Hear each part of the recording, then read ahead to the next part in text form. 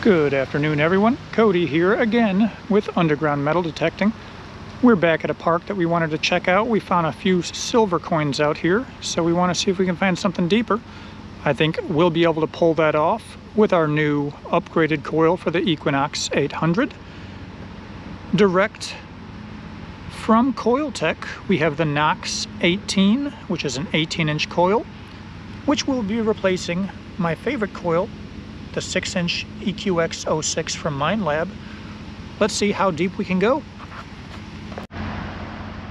And now, installation should be easy. You just take off one coil, pop the other one, just like this. And there we go. Now, I'll just go grab Winnie out of the truck, and we'll go see what we can find. I can already tell you, whatever she's finding is deep.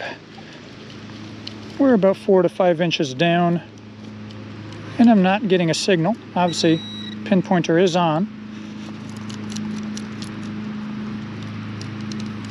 It was giving me many arrows down, so we'll have to dig some more.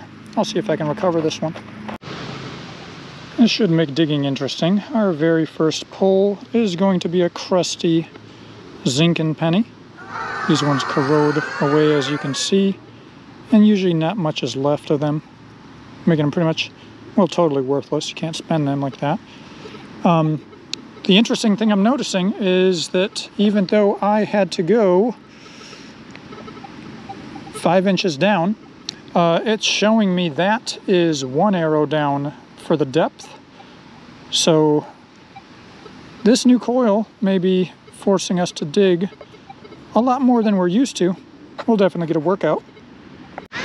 We had a 25 VDI, which gives us a 1980 penny, about 5 inches in the ground. I'm still getting used to this. And to be honest, swinging it is not that bad. It's only 2.2 pounds for the coil, an increase over the other ones. But as you can see on my detector, this part here is actually a counterweight for Steve's detector rods. Screws on and off, so you don't have to have it on all the time. But that prevents nosedive on the machine. So it's not uncomfortable to swing the big coil.